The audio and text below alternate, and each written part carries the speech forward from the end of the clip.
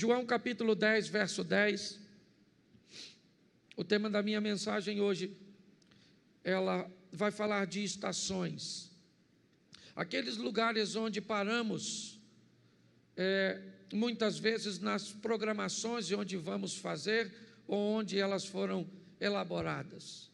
As estações de trem, onde dá a oportunidade de pessoas subirem ou descerem. Aquelas estações que estabelecemos durante uma viagem, onde nós vamos abastecer, onde é que nós vamos comer, onde é que nós vamos pernoitar. Deus colocou uma palavra no meu coração, e ela tem a ver com esse texto. Coloque, por favor, o texto, João 10, 10.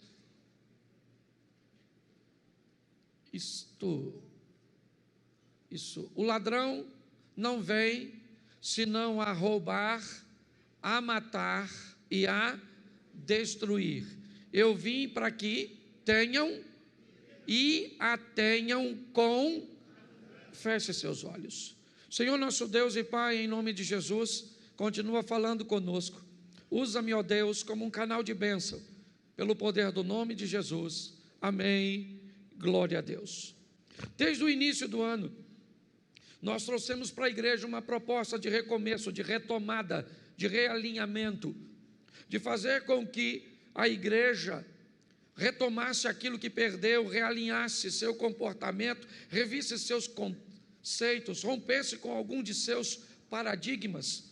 Ou seja, no texto em que lemos, dito por Jesus, ele diz: o meu adversário é um ladrão, sua função é tríplice: roubar, matar e destruir. Porém, a minha função é oferecer a vocês vida, e vida com fartura, e vida com abundância.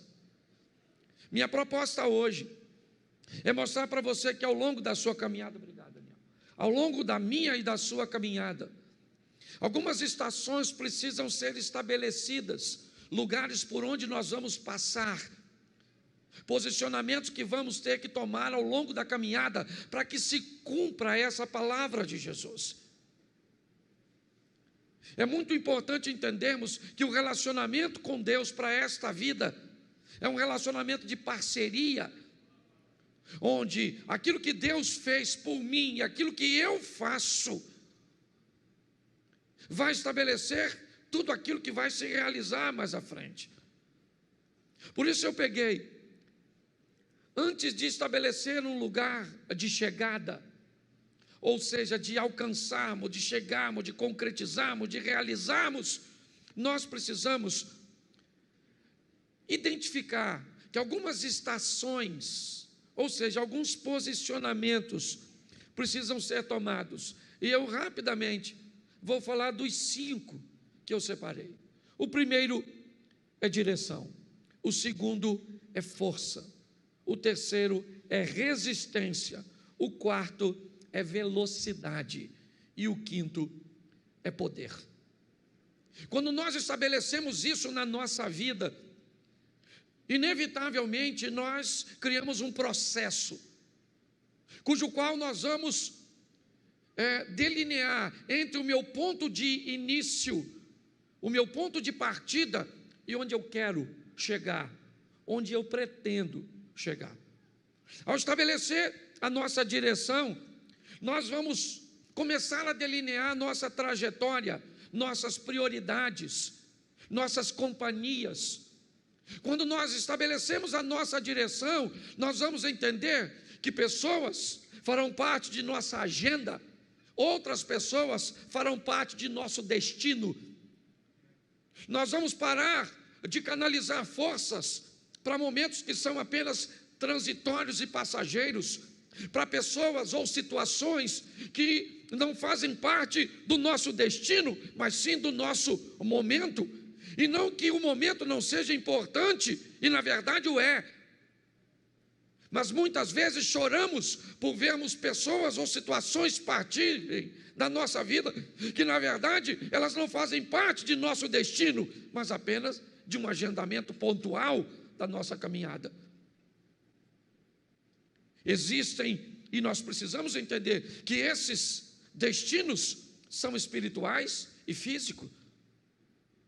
Quando nós olhamos para isso, né, nós precisamos entender que a nossa direção vai ser muito influenciada, mas muito influenciada pelo meio de convívio que nós estabelecemos.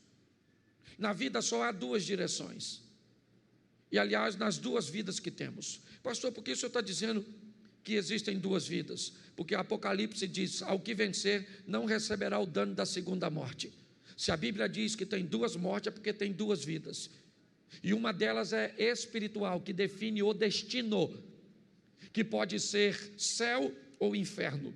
E outra vida é física, que define o que você vai viver, felicidade ou infelicidade. A proposta que Deus tem para mim e para você, que eu quero hoje transmitir para você, é que você define entre as duas possibilidades do mundo espiritual, céu ou inferno. Pastor, não tem uma terceira? Não tem. Ou é céu ou é inferno. Eu queria ser uma alma penada, não queria ir para lugar nenhum. Não rola. Sua direção ou é céu ou é inferno no mundo espiritual. No mundo físico, sua direção ou é felicidade ou é infelicidade.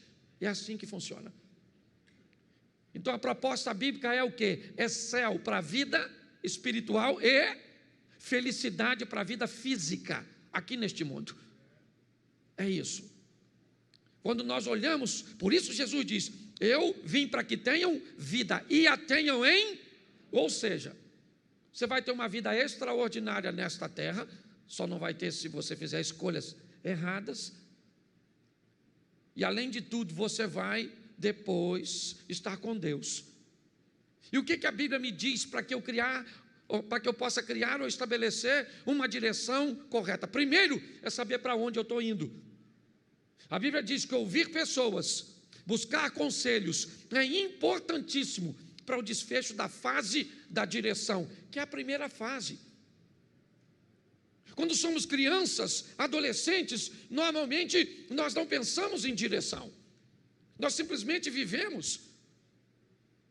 Mas quando vamos entrando na juventude, inevitavelmente a vida ela vai nos levando para uma fase de responsabilidade, onde ela vai requerer de mim e de você qual a direção, é céu ou inferno, qual é a direção. Lembra por que não batizamos crianças? Porque elas ainda não têm a escolha da direção.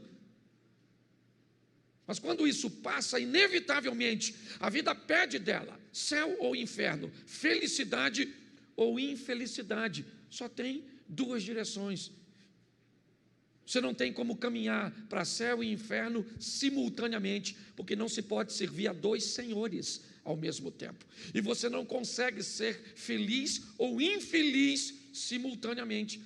Você pode ter alegria e tristezas, coisas envoltas em momentos. Você pode parecer ser feliz por causa de uma euforia, aquilo que vem de fora para dentro. Mas o que a Bíblia está dizendo é que eu posso encontrar isso na fase dos aconselhamentos, certo? Porque quem não sabe sua direção corre dois riscos. O primeiro, de não ir a lugar nenhum, e o segundo, de andar em círculos. Tem gente que a vida gira, certo? Simplesmente não avança. Você encontra alguém hoje e você encontra ele daqui a 10 anos e ele está no mesmo lugar. E ele tem movimento, ele só não tem ascensão, ele só não tem crescimento, ele só não tem avanço. E não é disso que eu estou falando. Eu estou falando de glória em glória, de fé em fé, para que amanhã seja melhor do que hoje, para que a manifestação de Deus amanhã na nossa vida seja superior àquilo que nós estamos vivendo hoje. Quem não tem direção, você pergunta para ele onde ele se vê daqui a 5 anos, ele não sabe.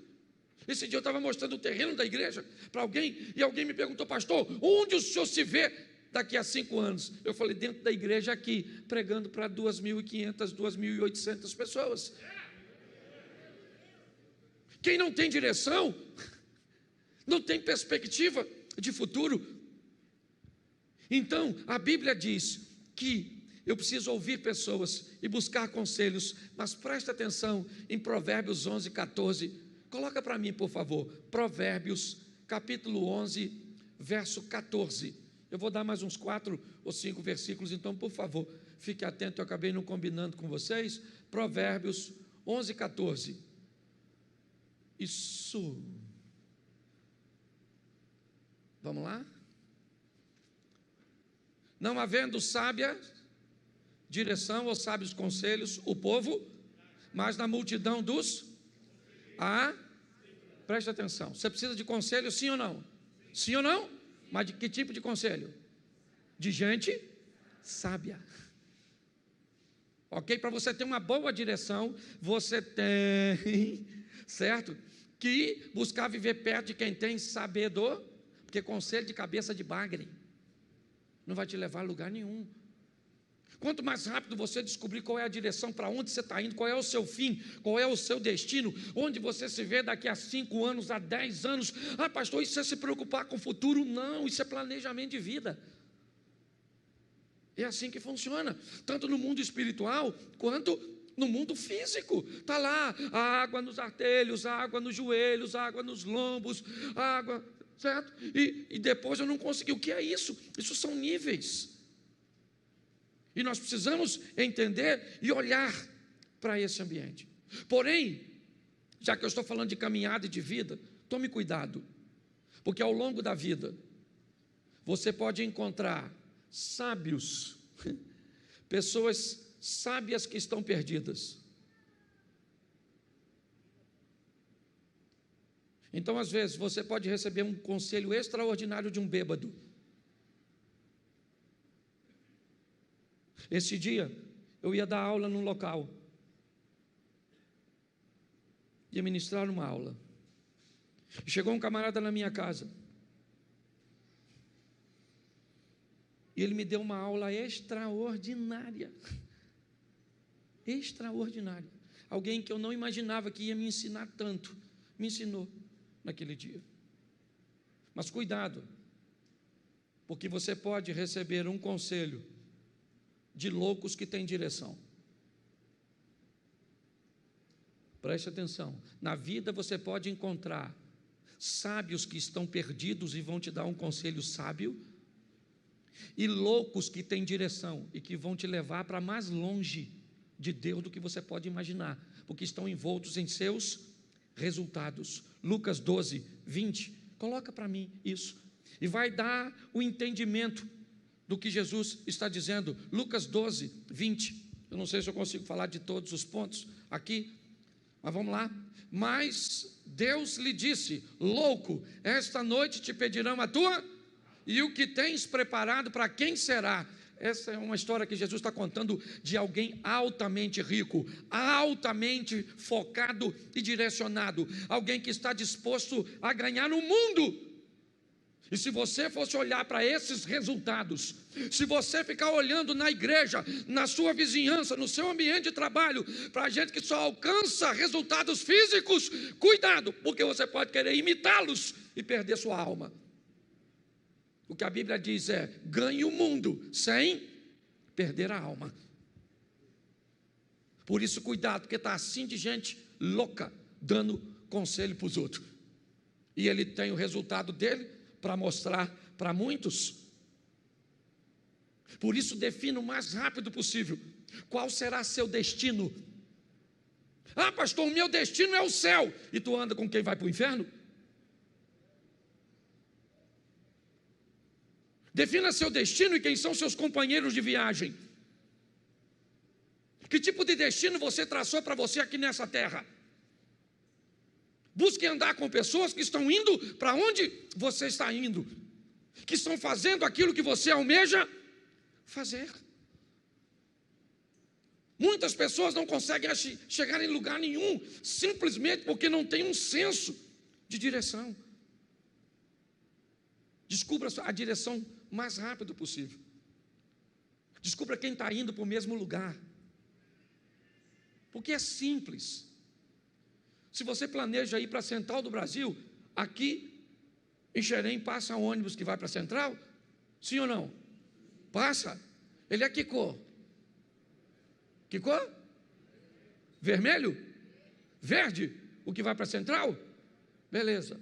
Mas aqui passa um ônibus que me parece que também é verde e que vai para o Amapá, para Nova Iguaçu. Então, antes de entrar no ônibus, você descobre o quê? Qual é o seu? Então, por que é que você deixa qualquer um entrar na sua vida e anda com qualquer um? Seja seletivo e ande com gente que está indo para onde você vai, que está fazendo coisas que você quer fazer. Você quer orar, mas não anda com quem ora. Você quer pregar, mas não anda com quem prega.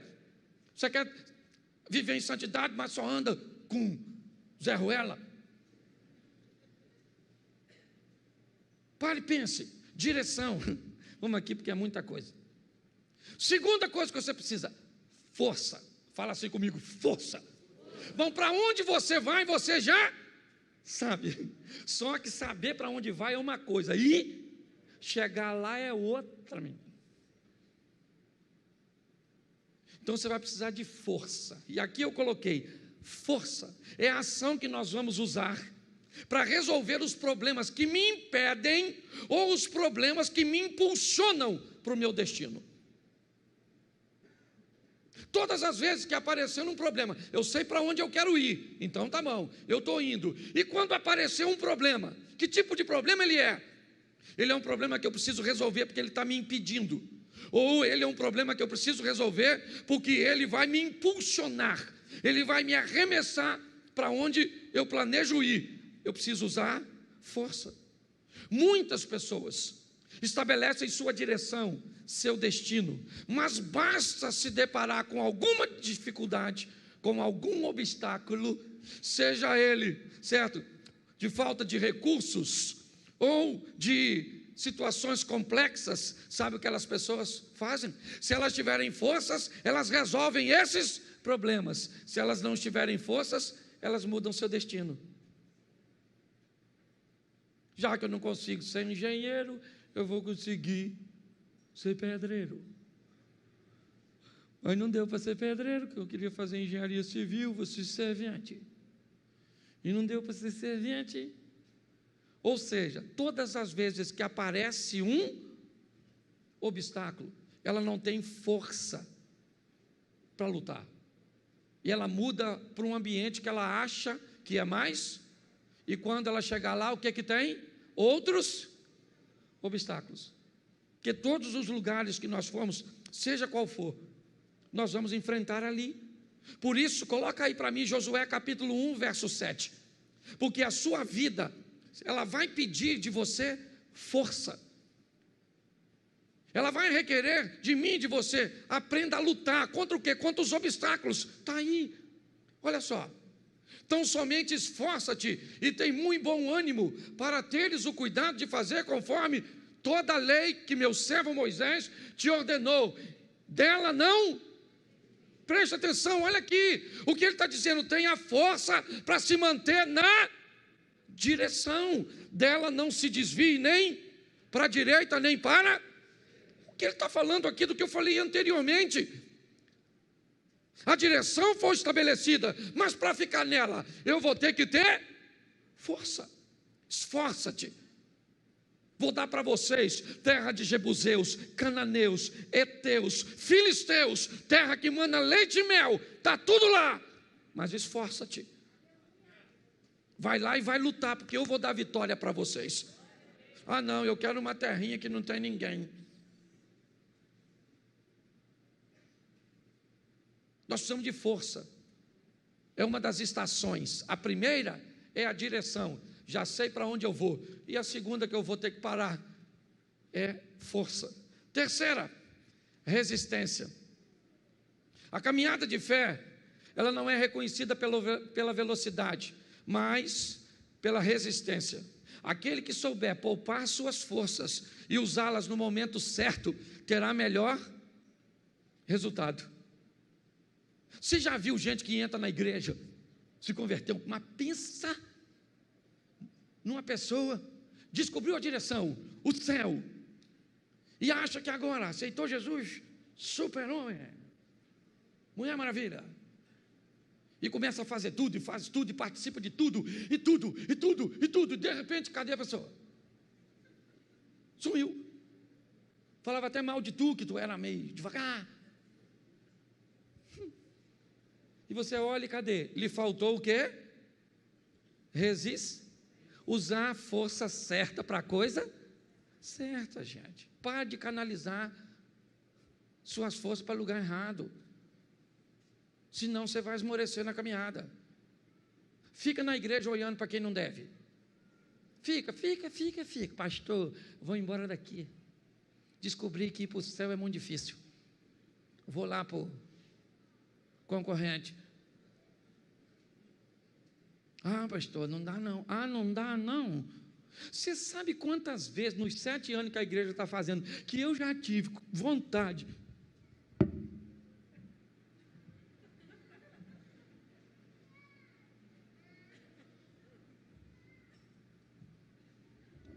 Um montão.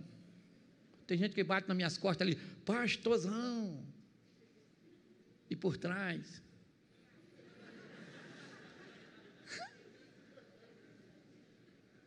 Assim, ó. E eu tenho que ser resistente. Teve gente que já me abordou ali, mas falou uns 20 palavrão comigo. Xingou eu, minha mãe, minha avó, minha tia, os parentes meus que não nasceu. Xingou eu de tudo.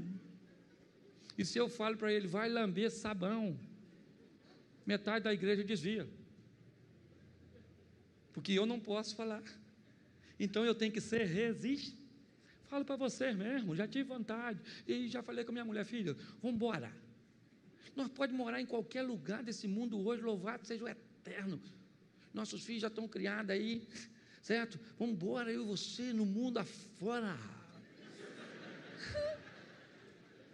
Balão mágico, uma coisa desse tipo. Mas aí eu paro para pensar, Cláudio, lembra quando minha cadela morreu? Lembra, Lolô morreu? Lolô morreu, veio a óbito, perdemos Lolô. E aí então, eu falei, nossa, sofri tanto por causa de Lolô, que eu falei, não quero mais cachorra, chega, nunca mais. E o Espírito Santo falou ao meu coração, está machucadinho, não quer mais não, só por causa de uma decepção ruim, ou por uma situação ruim. Meu irmão, resistência, use a força certa. Você tem um pedaço de pau em casa, certo? E você tem um chinelo, se parece uma barata, você pega o quê? O quê? Mas o pedaço de pau é mais forte. Por que você bate o chinelo? Porque o problema é pequeno, então você resolve o chinelo, certo? Tem gente que não resolve, sai de casa. O que tem lá? Um monstro. Nossa, quem é? Uma barata. Sangue de Jesus tem poder. Mas se aparecer uma cobra na sua casa, você pega o chinelo? Você pega o quê? Porque você tem que usar a força certa para resolver a coisa certa. Para de potencializar a coisa pequena. Senão você vai jogar a sua resistência no lixo. Tem que ser resistente. Efésios 6,13. Coloca aí. Já estou quase terminando. Pensei que já estava aqui. Efésios 6,13. Preste atenção. Glória a Deus, Efésios capítulo 6, verso 13. Portanto, agora não estava lendo aquilo mesmo não, irmão. Portanto, tomai toda a armadura de Deus para que... Isso é uma mensagem fragmentada. Para que possais resistir no dia? Para que possais, não, volta lá no resistir, porque eu estou falando de resistência. Para que possais, isso aí, meu filho, lembra o que está acontecendo nesse capítulo de Efésios? Está falando da armadura para você estar protegido, é capacete na cabeça, é couraça, é escudo, é sandália no pé, para quê? Para que você seja resiste, porque cada dia traz consigo o seu mal. Você quer chegar, querido, no final? Seja resiste, porque está assim de gente falando pelo caminho. Sim ou não? É gente divorciando. Você já teve vontade de divorciar? Não fala não, você que é casado. Provavelmente você já teve vontade de matar seu cônjuge dormindo. Certo? Mas você foi resiste. Sim ou não? Isso, vamos lá, vamos adiantar aqui. Quarto, então primeiro vamos voltar lá no início. Você tem que ter direção, depois você tem que ter força, depois você tem que ter... E aí, se você chegar até aí, você define a velocidade. E eu confesso que eu fiquei desapontado quando me deparei com esse texto de Números 13, 25. Eu já tinha passado por esse texto dezenas de vezes, mas eu nunca tinha parado para ver sob essa perspectiva. Números 13, 25. Depois, voltaram ao fim de quantos dias? Quantos dias? Se esses caras voltam de espiar a terra depois de 40 dias, se eu quiser fazer qualquer tipo de conta, vai ficar, certo? Pequeno. Sim ou não? Sim ou não? Sim. Se ele levasse 20 dias para ir, mais 20 para voltar. Se levou 15 para ir, 15 para voltar, 10 para espiar. Se levou 40 para ir, 5 para espiar, 40 para voltar, seja qual for, a conta compromete algo muito sério, a velocidade. O que a Bíblia está dizendo é que o povo leva 40 anos para atravessar ou para chegar num lugar que os espias fizeram com... Nós temos um problema aqui, velocidade. Ok? Velocidade. Muitas pessoas se perdem porque ficam a vida toda lutando por um propósito. Cuidado com isso, porque quando Deus diz, vai lá e espia, eles estão 40 dias, 60 dias, que tivesse um ano distante de onde Deus preparou para eles, e eles levam 40. Deus tem coisas para mim e para você que pode ser alcançado muito mais rápido do que você imagina, mas depende do seu posicionamento mediante a isso, porque velocidade é extremamente importante, porque a vida é curta, única e rápida. Dê uma olhada para isso. Por último, aqui, porque está assim lá fora, ó. Quando sair você sai, mas sai mesmo,